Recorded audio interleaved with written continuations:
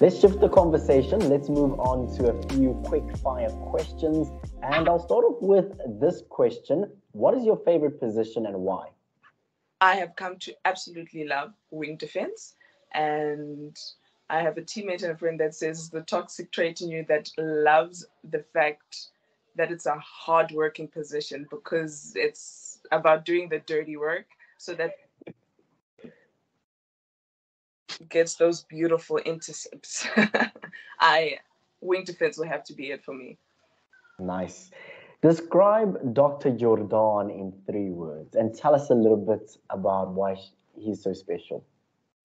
Okay, 3 words. I think passionate, inspirational, and hilarious. You wouldn't think so until you sit next to her courtside and hear the commentary. Absolutely hilarious.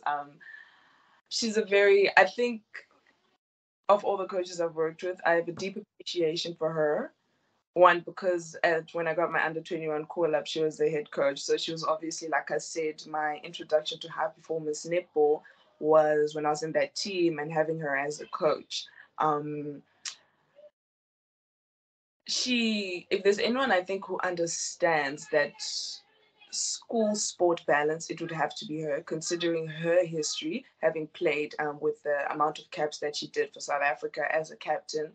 But I mean, looking at her and how she has her academic doctorate, she's gone the furthest that you can in terms of qualifications while having played the sport and still excelling now, even though she's not playing, she's a coach. I think that's one thing that makes her very special because if anyone understands that balance that we need to have, it would have to be her. And she's really, I don't even know what word to use, but very knowledgeable when it comes to the sport of netball. I think under her coaching, I've come to appreciate netball beyond it being just a sport that requires physicality, but the technical and the mental part of it, which is extremely crucial to, I guess, building that championship character. Definitely. Let's talk a little bit about the toughest team that you faced in the Telkom Netball League this year. I have to give it to the Gauteng Jaguars. I have to of experience and world class players if you ask me honestly, looking at that team and the squad that they had, majority of them being contracted players. I say players having experience with under 21s and different national squads. It's a really good team and a really good team that's been together for a while. We have to give props where it's due, and I'll give it to them as I think the toughest team that we had to face. Definitely. Let's talk a little bit about making your debut. Let's talk about your 𝗀𝗙's netball debut and then your debut in the Telkom Netball League for the Golden Fireballs. So my debut with 𝗀𝗱ance was 2018 when when I just started fresh off the block. And with TNL Fireballs, it was 2020 in the heat of COVID-19. That's Oh, beautiful. Tell me a little bit about some of the local tournaments that you really enjoyed and which one really stands out for you as a player. So would this be local here in Gauteng? Well, local, it could be anywhere. When I say local, it could be South African or in Gauteng, depending on which one you prefer. I think right now I'd have to give it to TNL. Coming from especially last year, after COVID, well, we're reaching the ends of COVID. We're going back to a bit of normalcy. I think that was my favorite TNL season last year. I think TNL is it's an amazing time, looking at the buzz around netball when it happens. Getting to watch some great netball. I was telling some of my teammates that, listen, I think I enjoy watching you play more than I do playing. Wow, some of the things you guys do, it's insane that your bodies can do that. It's amazing to watch netball, the hype that the fans have, I guess getting to see my little sister scream, be like, oh my gosh, my sister's on TV. She loves that. She's always screaming down to her friends, be like, wow, so Panashe, how does it feel to be famous? I'm like, it's weird. Let's not. It's not. Yeah, I think TNL will be the one for me right now. Oh, beautiful.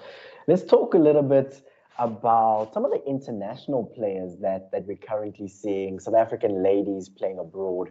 Who are some of the players that you're drawing some inspiration from? And of course, would you like to join them at some point, playing netball overseas? Let me start with that last one, definitely. My aspiration, without a doubt, play at the highest level possible. And to take court with, I mean, some of the players that are there in those international leagues are just mesmerizing. Now, I'm trying to imagine getting to play on the same court. So definitely, I'd love to join them at some point. I guess right now, I would have to give props. And I think a lot of people say this, but I'll elaborate why. To our captain, 𝗀𝗶𝗹𝗶. The work rate that she has is insane. Like, watching her, you know, especially during COVID, you know, we had to train at home, remote training and all that. Sometimes you wake up, you're like, oh, I don't want to. Then you go on Instagram, I would not recommend it. And then you see 𝗀𝗶𝗹𝗶 training, and it's like, okay, well, I can't be sleeping. She's up, you know. Even getting the chance to practice with her at the fireballs training, it's amazing to see what she can do. Work rate, the intensity that she approaches the court with, you know, and also just looking at how intelligent of a player she is. Like I said, netball, the higher you go, it's not just about physicality now. You actually have to be mentally, you need to be, mentally there. I think that's the term to use. You need to be technical about the sport now, how to use the physical, the body. Now you must know when to apply what so that you can achieve that, you know. So I have a deep appreciation for players like her who have understood and really know how to apply that to court. And I look up to players like that because I want to be that player. Amazing. Let's talk about your journey. If you were to write a book about your story, where you come from, Mpumalanga, your netball career, what would the title of that book be and why? It'll be Live Passionately. Tell us a little bit more. Why that title? I'd like to call myself a very passionate being. When it comes, if I say I want to take on something, whatever it is, I strive for excellence. I always want to achieve the best that I can in whatever task I'm choosing to do. And for me to do that, it's always driven by passion, having deep passion for something, you know. And I believe strongly that if you're passionate about something, you're guaranteed success. I believe that 100%, and anyone who thinks otherwise can come and we can have a fight.